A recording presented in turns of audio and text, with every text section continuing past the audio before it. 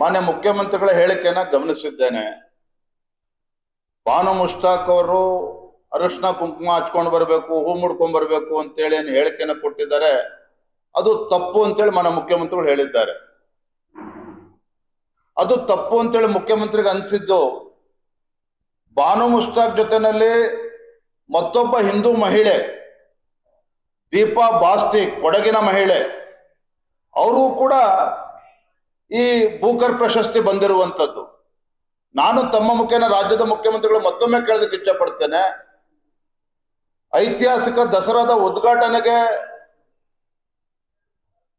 ಮುಷ್ತಾಕ್ ಅವ್ರನ್ನ ಕರಿಬೇಕು ಅಂತೇಳಿ ಮುಖ್ಯಮಂತ್ರಿಗಳು ಅನ್ನಿಸ್ತದೆ, ಆದ್ರೆ ಒಬ್ಬ ಹಿಂದೂ ಮಹಿಳೆ ದೀಪಾ ಬಾಸ್ತಿನ್ ಕರಿಬೇಕು ಅಂತೇಳಿ ಯಾಕೆ ಮುಖ್ಯಮಂತ್ರಿಗಳು ಅನಿಸ್ಲಿಲ್ಲ? ಹಾಗಾದ್ರೆ ಇದಕ್ಕೆ ಮೊದಲು ರಾಜ್ಯದ ಮುಖ್ಯಮಂತ್ರಿಗಳು ಉತ್ತರ ನೀಡಬೇಕಾಗ್ತದೆ. ಮತ್ತೊಂದು ಕಡೆ ಡಿ ಕೆ ಶಿವಕುಮಾರ್ ಅವರು ಹೇಳಿರುವಂತದ್ದು ಉದ್ದಟತನದ ಹೇಳಿಕೆ. ಇವತ್ತು ಚಾಮುಂಡಿ ಬೆಟ್ಟ ಹಿಂದೂಗಳಿಗೆ ಸೇರಿರ್ತಕ್ಕಂಥದ್ದಲ್ಲ, ಇದ್ರ ಅವಶ್ಯಕತೆ ಇತ್ತಾಗಾದ್ರೆ ಒಬ್ಬ ರಾಜ್ಯದ ಉಪಮುಖ್ಯಮಂತ್ರಿಗೆ ಏನ್ ಮಾಡೋದಕ್ಕೆ ಕೊಟ್ಟಿದ್ದಾರೆ ಹಾಗಾದ್ರೆ ಇವತ್ತು ನಮ್ಮ ರಾಜ್ಯವನ್ನ?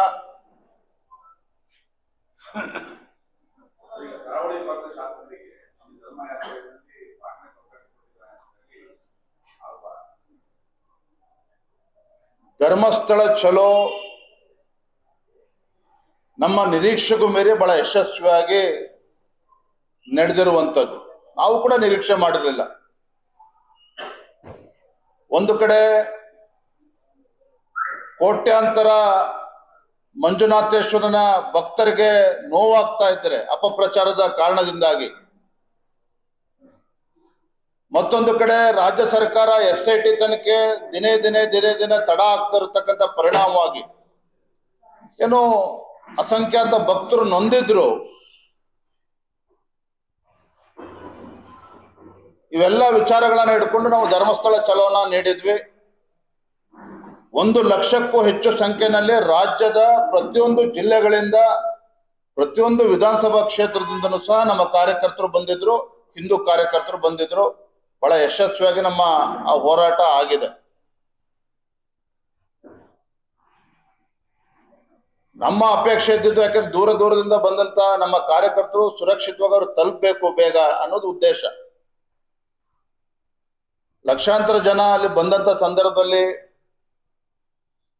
ಎಷ್ಟು ಜನಕ್ಕೆ ಮಾತನಾಡಕ್ಕೆ ಅವಕಾಶ ಸಿಗ್ತದೆ ನೀವು ಕಲ್ಪನೆ ಮಾಡ್ಕೋಬಹುದು. ಅವತ್ತು ಒಳ್ಳೆಯ ಪ್ರಶ್ನೆ ಕೇಳಿದ್ದು ನಮ್ಮ ಹಿರಿಯ ಆಗಿರುವಂತಹ ಕಾರ್ಕಳದ ಸುನೀಲ್ ಕುಮಾರ್ ಅವರು.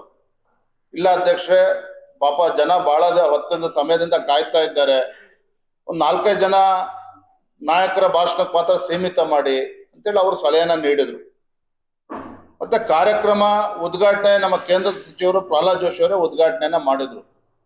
ನಮ್ಮ ವಿರೋಧ ಪಕ್ಷದ ನಾಯಕರು ಆರ್ ಅಶೋಕ್ ಅವರು, ಹಿರಿಯರು ಫಸ್ಟ್ ಎಲ್ಲ ಮಾತಾಡಿ ಪ್ರಹ್ಲಾದ್ ಜೋಶಿ ಅವರು ನಾವು ಮಾತಾಡೋಣ ಅಂತೇಳಿ ಅವ್ರು ಸಲಹೆಯನ್ನ ಕೊಟ್ಟ ನಂತರದಲ್ಲಿ ಮೊನ್ನೆ ಪ್ರಹ್ಲಾದ್ ಜೋಶಿ ಅವರು ಭಾಷಣ ಮಾಡಿದ್ರು, ಆರ್ ಅಶೋಕ್ ಅವರು ಭಾಷಣ ಮಾಡಿದ್ರು, ನಾನು ಕೂಡ ಮಾತನಾಡಿದೆ.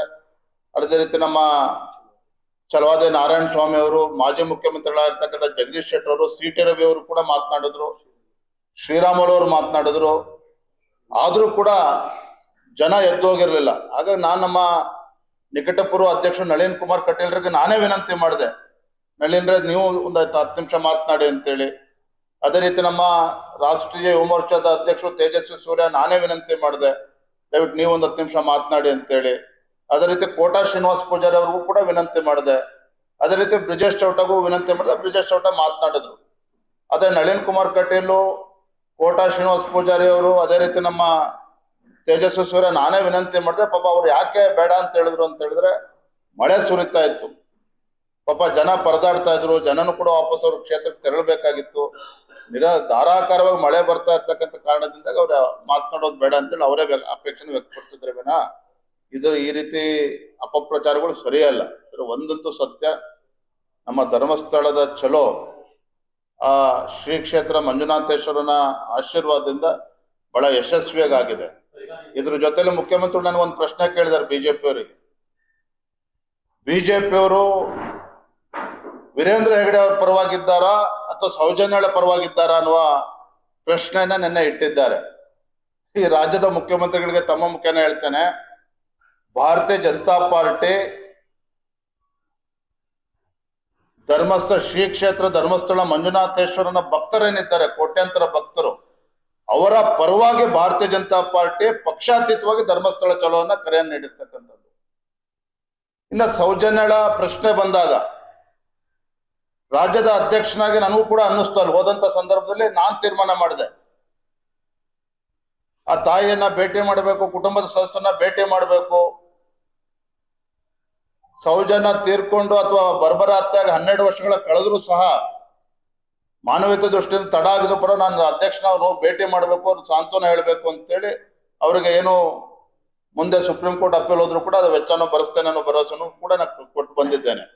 ಆದ್ರೆ ಒಂದು ನಾನು ಮತ್ತೊಮ್ಮೆ ಹೇಳ್ತೇನೆ, ರಾಜ್ಯದ ಮುಖ್ಯಮಂತ್ರಿಗಳಿಗೆ ಈ ನಾಡಿನ ಕೋಟ್ಯಾಂತರ ಭಕ್ತರ ಪರವಾಗಿ ರಾಜ್ಯದ ಮುಖ್ಯಮಂತ್ರಿನ ವಿನಂತಿ ಮಾಡ್ತೇನೆ, ಆಗ್ರಹ ಮಾಡ್ತೇನೆ, ಇನ್ನೂ ಕೂಡ ಆ ಕೋಟ್ಯಾಂತರ ಭಕ್ತರ ಸಹನೆಯನ್ನ ತಾಳ್ಮೆಯನ್ನ ಪರೀಕ್ಷೆ ಮಾಡೋದಕ್ಕೆ ಹೋಗ್ಬೇಡಿ.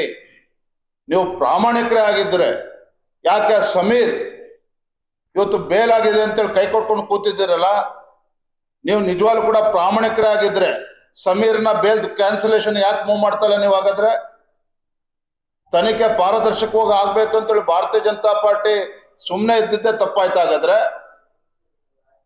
ಸಮೀರನ ಬೇಲ್ ಕ್ಯಾನ್ಸಲೇಷನ್ ಯಾಕೆ ಹೋದ್ ರಾಜ್ಯ ಸರ್ಕಾರ ಮೀನಾಮೇಷ ನೋಡ್ತಾ ಇದೆ?